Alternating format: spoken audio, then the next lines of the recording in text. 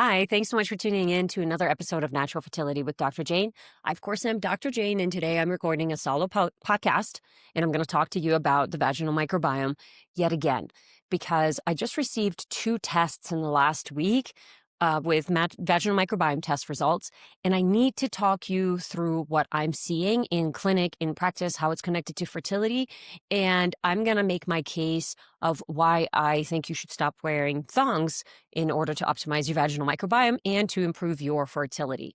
So stay with me. I'm going to walk you through, but I know I've had a couple of episodes that I've talked about the vaginal microbiome, and I've had some specialists who specialize in the vaginal microbiome.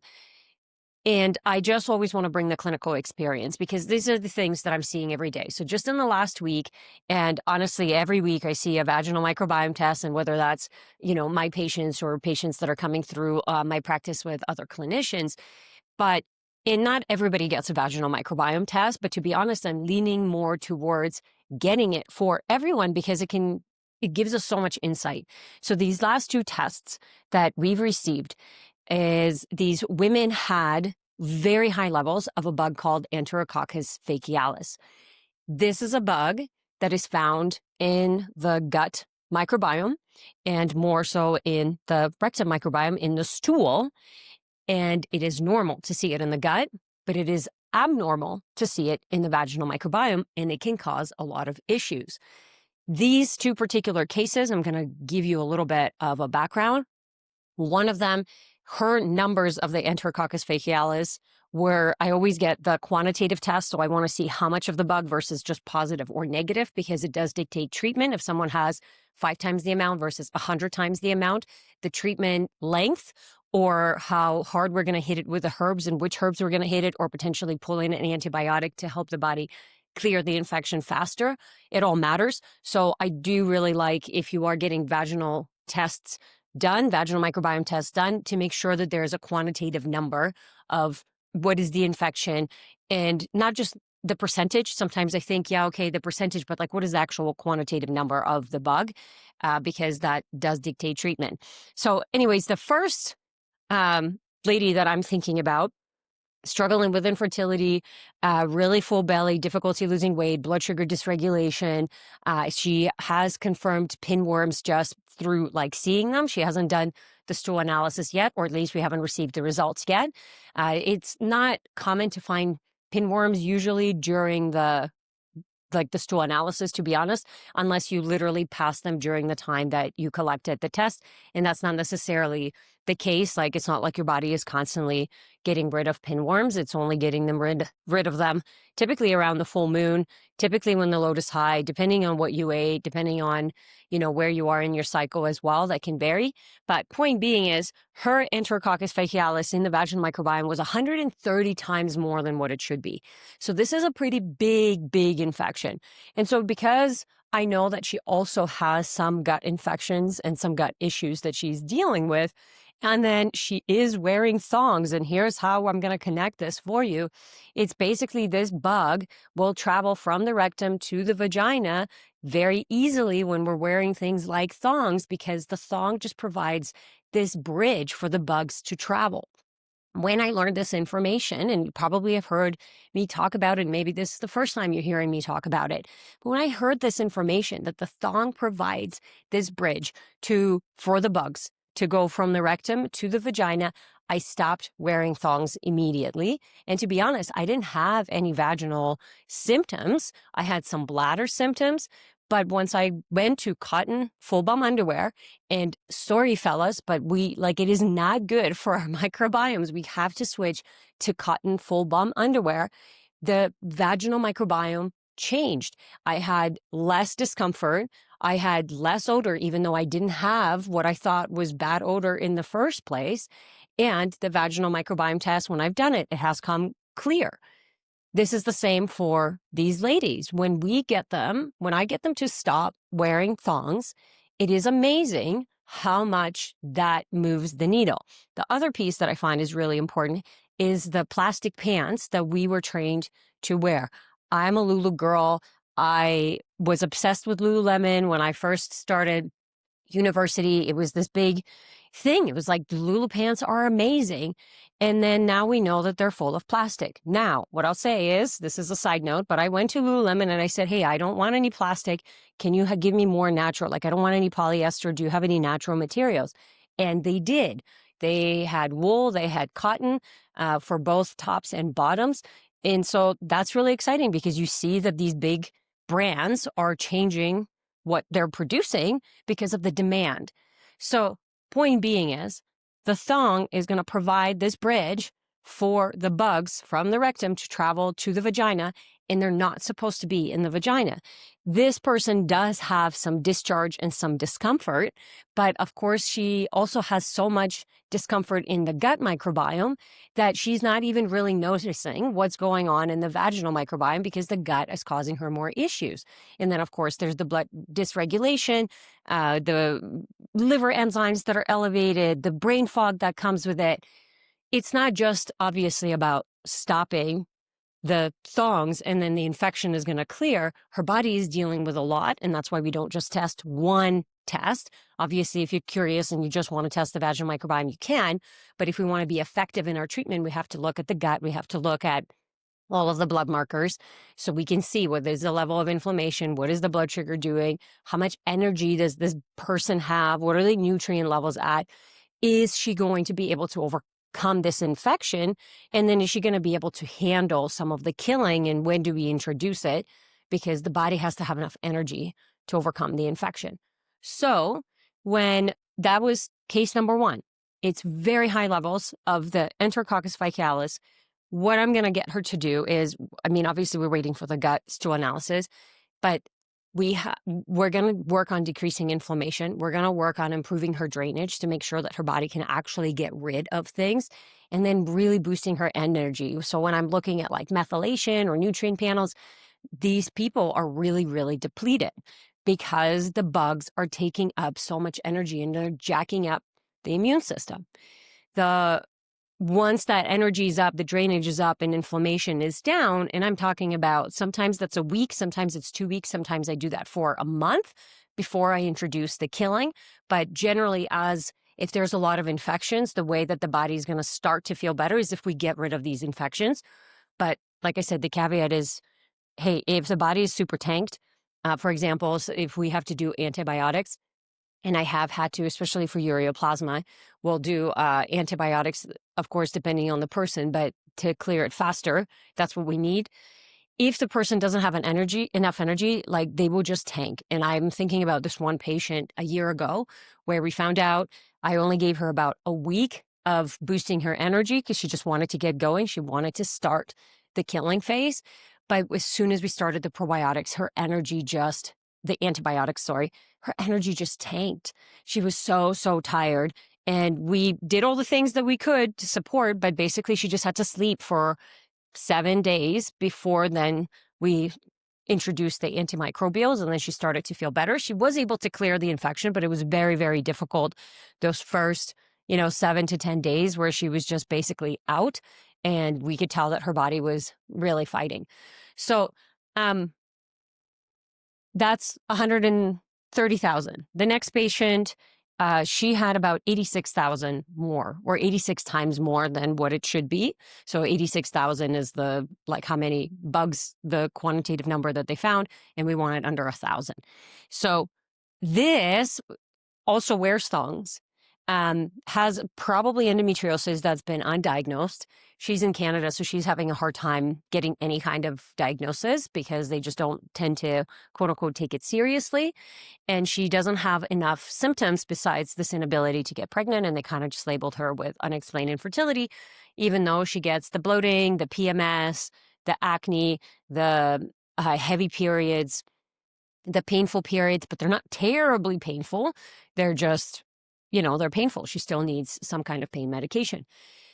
For her, when we have endometriosis, I'm like, if you have endometriosis, you need to test the gut microbiome. You need to look at the vaginal microbiome. It's not a matter of if there's an infection, it's a matter of what it is. And I think that in endometriosis, the body's very good at hiding the infections as well, because there's a lot of biofilm that starts to form, the blood vessel formation that happens, the estrogen dominance that happens, the proliferation of that infection, and where it can go through into the lymphatic system versus the blood. All of these things, there is a microbial imbalance and there is an infection that's driving this inflammation. And what I'll say is, and again, we look at the gut, and she doesn't have a lot in the gut, but she has a really suppressed immune system. And so when the immune system is suppressed, you know that that microbiome is really struggling, and usually there's this pathogen. So we're going to get rid of the thongs, and then we're going to obviously treat it. And I find that when you don't understand what's going on in the gut, just treating the vaginal microbiome is usually not enough, because the gut tells us how we need to support the body, and it's typically a reflection of what's going to happen in the vaginal microbiome. But the last story that I kind of want to tie this into is, I've seen this Enterococcus faecalis in an Emma Alice analysis, which is done when you are having, multiple recurrent pregnancy losses. You have a difficulty time getting pregnant. Obviously, there's implantation issues, endometriosis. So the Alice analysis is done to assess the infections within the endometrium, and that is a way more invasive test. And, you're essentially taking a biopsy of the tissue and then seeing if there's any infection within the endometrium, within the uterus. And I've seen this Enterococcus faecalis in the endometrium, which means it is a sign of endometritis. In this person, she had a hard time getting pregnant. She did have one miscarriage, but essentially she had just a hard time getting pregnant, period. She had a lot of hives and immune system dysregulation. And it's not the only place where this bug is. We've dealt, her gut was super inflamed. She had a leaky gut. I don't think I've ever seen so many inflammatory markers be that elevated within the gut. So there was just a lot going on.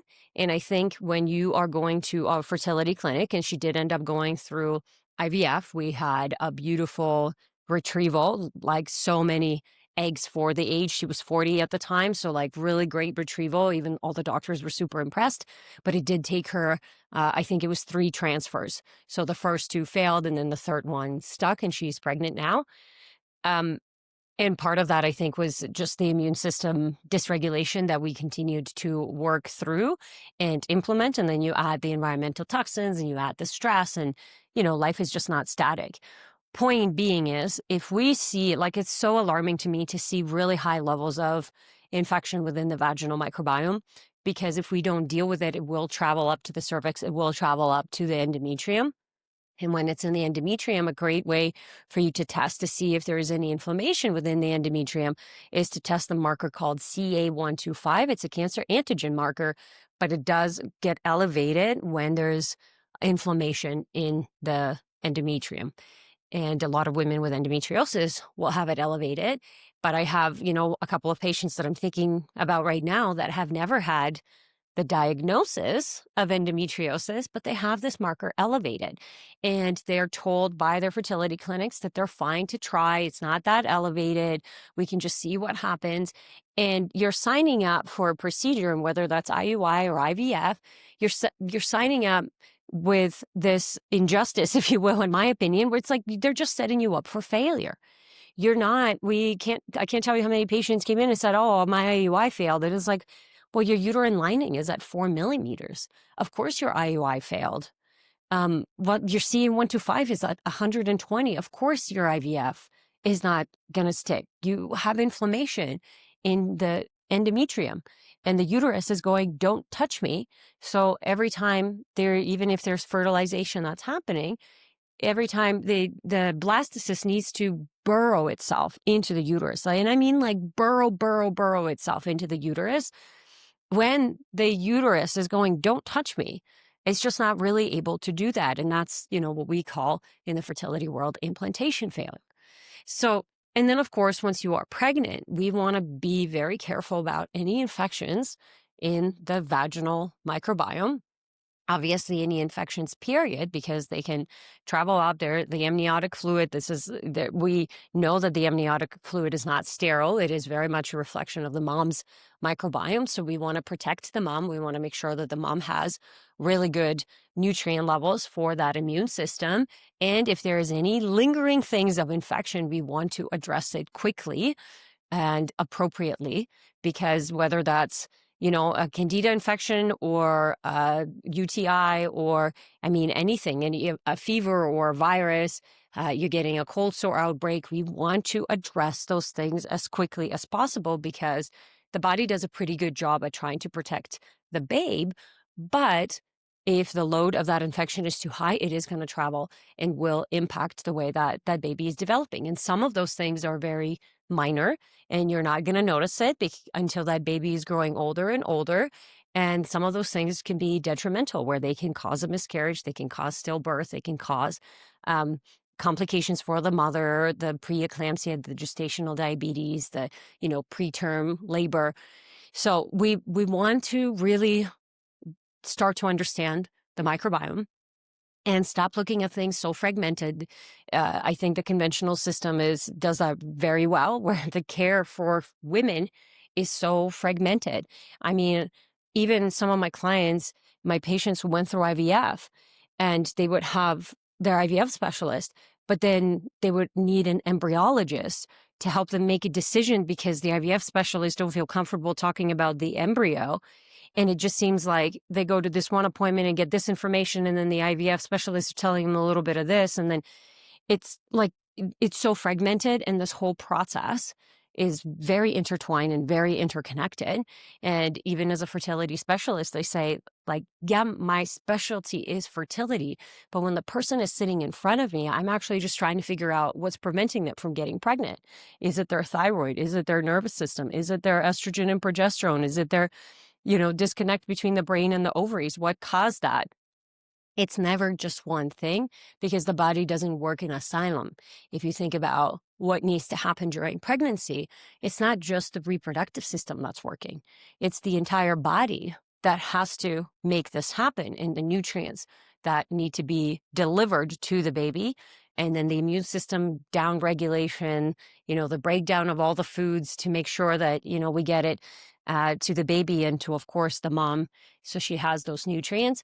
So all that to say, please stop wearing thongs. And I mean that because, I've just seen too many tests now where this bug is very, very high. It is found in stool, and we're seeing it in the vaginal microbiome. And I'm seeing these women who are struggling to conceive, and it's not the only component, but it is an easy thing that you can fix. So even if you don't do the vaginal microbiome and you're not struggling with fertility, as a female, for the health of the reproductive system, the thongs have no place in that space. And I remember when it became popularized, and it's probably because of the thong song back when, how many ever, maybe 20 years ago now, maybe even 25. And it travels from the rectum to the vagina. There's no room for that. And of course, there is things around hygiene if you do have anal sex, that we want to make sure that the way that we have anal sex, and that there is no crossover between going from anal to vaginal sex in the same time. We want to make sure that we're wiping properly as women, that front to back washing. If necessary, if you have a lot of sticky poops, we need to address that, because that's usually a microbiome issue, the gut microbiome, and maybe that's candida, or maybe that's parasites or whatever, but like a microbial imbalance, we need to make sure that we address that. And that cotton underwear is breathable, then you want to wear breathable clothing. So wear cotton, wear natural fibers, because we're not supposed to be packed into a plastic container all day. And then we live in a plastic container all day as well in our homes. It seems really simple, but I see it make a really big difference. Now with these women, when it's something that's a really big infection like that, I do get them to retest. I think it's important to make sure that that infection is out. And then if I do suspect issues with the endometrium, I do recommend going and doing like an Alice analysis because, again, depending on how far the infection and how long it's been there, how aggressive do we need to be with the treatment? And is there anything else that we potentially might be missing? Because usually what happens is they like buddies. And so this is kind of that negative spiral. You get one bad bug in there, and then there's another one that starts to feed, and then it creates the space for candida to overgrow. So one of the patients, she has that high enterococcus, and there's that candida, and then she craves sugar, and she's tired, and that bowels are not moving as well, and then she's craving more sugar because she's tired, and it just keeps feeding and feeding and feeding these quote unquote bad bugs, which just continues to escalate the situation. But then you're not making the connection of like, well, what does that have to do with my fertility? Well, it has everything to do with your fertility. The candida is now, or any of the infections is now depleting your nutrients. It's jacking up your immune system, which means there's more inflammation in your body. That means there's more nutrient demands. Your cortisol is going to be elevated. It's going to impact the progesterone and estrogen, the LH and FSH.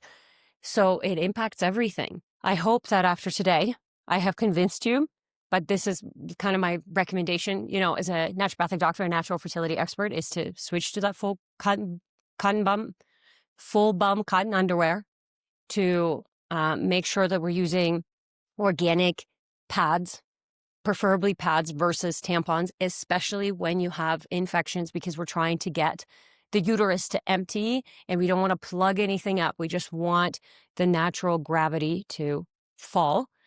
And then we want to wear natural fibers all the time to make sure that it's, the skin can actually breathe, the vagina can breathe. And then I would recommend working with a practitioner like myself. And we do this one-on-one. We do this in our group programs where you get to you run some tests and see what's going on. And you can work. I mean, we have so many women who are working through chronic bacterial vaginosis. And the problem is they've been given antibiotics for 7 days and then nothing else. And nobody looked at their liver, and nobody looked at their drainage. Nobody looked at their gut. Nobody looked at their mitochondria function. And then, of course, the body is stuck. So sometimes we still do need those antibiotics, but we also need to follow it by some antimicrobials for, 3 to 4 months, sometimes longer. But we just test and see what this person needs. And so, of course, changing the diet, optimizing your sleep, taking the right supplements, cleaning up your environment, hydrating really well. All of these things really do matter, and it is this additive effect. But if you want to start anywhere, just get rid of those thongs, start wearing the full bum cotton underwear, get those breathable materials in there. You'll see that you'll start to feel better. And then if you want to know more information, then it's time to test. And when you're going to test, just make sure you have somebody who is actually going to interpret those results for you, because I always say that your test is only as good as the interpreter. So if you're the one interpreting it, or ChatGPT is, don't get me wrong, ChatGPT is going to point out the things that are wrong, but ChatGPT is only as good as the person that's asking the questions and the knowledge. So if you don't ask about the gut, or if you don't ask about mitochondria, or if you didn't test those things, that product that you're going to get, the spit out, the information that ChatGPT is going to spit out at you is probably going to be missing, because you have blind spots that you're not aware of. And so you're only punching that into the bot, and then the bot is spitting it out.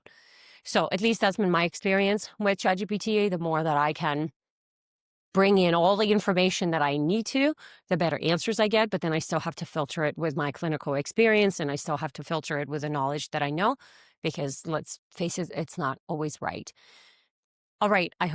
Ladies, I hope you enjoyed this episode. If you have any questions, please feel free to reach out on Instagram. And if you're interested in working with either myself or one of my team members, please fill out an application and we'll get back to you as soon as we can. Thanks so much for being here. I appreciate you all, and I'll see you next week.